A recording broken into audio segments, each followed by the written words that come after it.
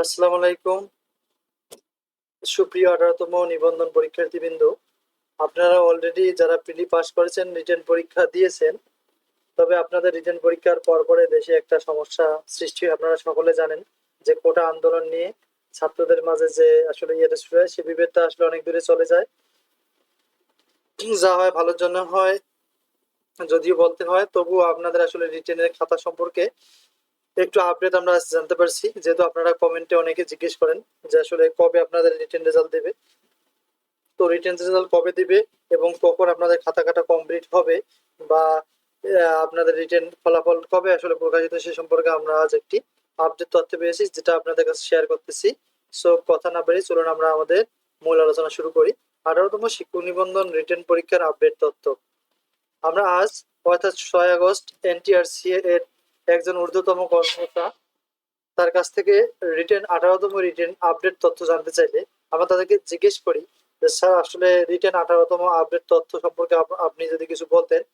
তিনি আসলে বলতে রাজি ছিলেন এবং তিনি বলেন যে রিটেন পরীক্ষা শেষ হওয়ার সাথে সাথে আমরা খাতাগুলো হস্তান্তর করি শিক্ষক মহোদয়ের কাছে। তার মানে আপনাদের রিটেনের খাতা কিন্তু যে শিক্ষকগুলো কাটবে, দেখবে, নাম্বার দেবে, সেই শিক্ষকের হাতে কিন্তু অলরেডি কিন্তু হস্তান্তর করা হয়েছে, পরীক্ষার পর পরেই এই কাজটি করা হয়েছে, যারা রিটেন খাতা কাটবে।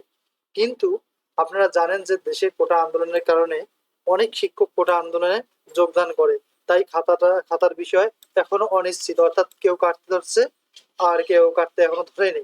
তবে কিছু শিক্ষক খাতা দেখা শুরু করেছিল, আমরা এরকম কিছু তথ্য পেয়েছিলাম, অর্থাৎ যখন দেশের অবস্থা কিছুটা স্বাভাবিক ছিল তখন কিন্তু কিছু শিক্ষক খাতা কাটছিল, এ ধরনের কিছু আমরা তথ্য পেয়েছিলাম। ওই কর্মকর্তা আসলে উনিই বলেছিল।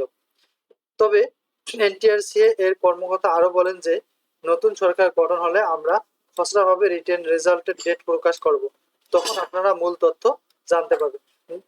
তিনি আসলে নতুন সরকার বলতে বর্তমান পর্যায়ে যাকে 3 মাস বা 6 মাসের জন্য যাকে অন্তর্বর্তীকালীন সরকার বলা হয়, তাকে যে দায়িত্ব দেওয়া হবে, আজ অথবা কাল দায়িত্ব হস্তান্তর করা হতে পারে। এখান থেকে আসলে জানা যাবে মূল তথ্যটি। আজকালের মধ্যে আপনারা ফাইনাল তথ্য আর জানতে পারবেন। তবে তিনি অন্তর্বর্তীকালীন সরকারের কথা বলেছেন। অন্তর্বর্তীকালীন বলতে যে সরকারটি 2-1 দিনের মধ্যে গঠিত হবে, যিনি অস্থায়ী ভিত্তিতে থাকবে, 3 থেকে 6 মাস অথবা তার আসলে মেয়াদ থাকবে। খুব তাড়াতাড়ি অন্তর্বর্তীকালীন সরকার সিলেক্ট করা হবে। তবে আমরা আশাবাদী, তিনি আরো বলেন যে তবে আমরা আশাবাদী যে যদি পরিস্থিতি ঠিক থাকে, অর্থাৎ এখন যেমন পরিস্থিতি আছে মোটামুটি স্বাভাবিক, তাহলে আমরা সেপ্টেম্বরের প্রথম থেকে দ্বিতীয় সপ্তাহে 18তম রিটেন রেজাল্ট প্রকাশ করতে পারবো।